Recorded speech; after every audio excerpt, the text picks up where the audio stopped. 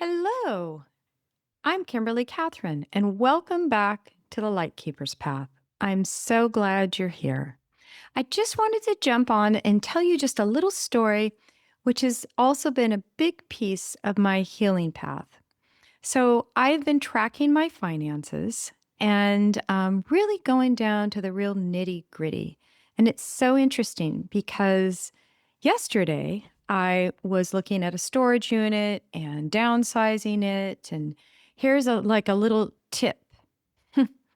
It's kind of like with the rental cars. They try to get you to buy their insurance. Now I have a homeowner's policy and, I have an extra valuable policy. And they say, no, you absolutely have to take ours. So I called my insurance company and I got clarification. It was a 40-minute call. However, I got clarification that I do not need that insurance from the storage unit company. And with the downsizing, I saved $200 a month. And with that other additional $35 a month, I figured it out. I'm at $2,800 that I saved with 2 hours of decluttering, 40 minutes on the phone, and then 1 hour of moving my goods. So my 4 hours of investment is going to save me almost $3,000 in a year. Time worth spent.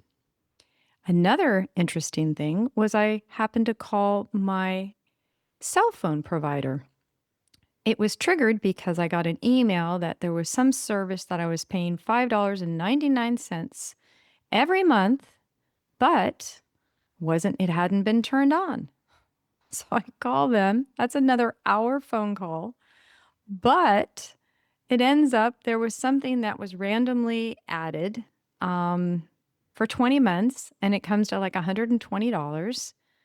And it was and not only was I not using it and being charged, I'm going to get the credit. So I say this because it's so important along your healing path to not only meditate, take things slow and this and that, but be intentional with everything in your life, including your finances. Because once your finances are intact, it brings you so much control and it just kind of clears out the chaos.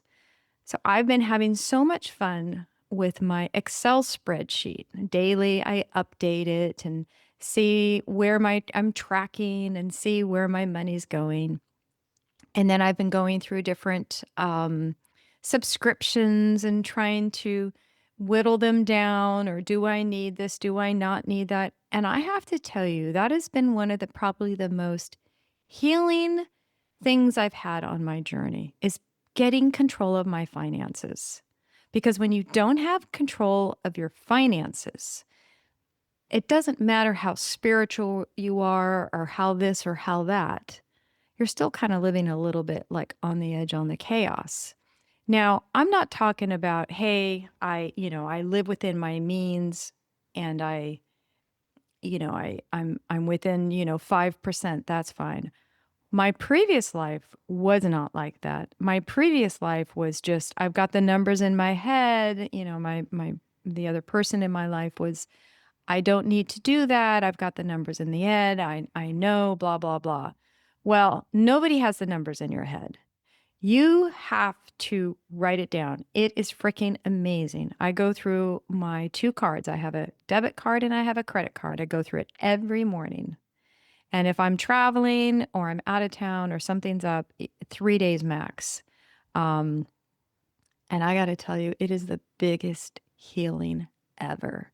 And I would be so interested to if you took a poll and somebody, did like a little poll or something, and the people who are sick and ill, do they have their finances under control? Now, I understand when it's, you have something that just happens.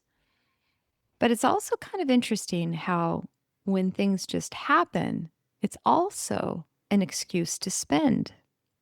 I used to do that. Oh, I'm not feeling well. I had a bad day. I deserve to go get dinner out. Now, if you physically can't cook dinner, you physically can't do something, I understand that. But be mindful of the shortcuts that you're going to take. So I just thought I'd just hop on here with this little bonus because it is really important to have a grip on your finances. Thanks for being with me today. Make it a beautiful day. And there you go. Over and out.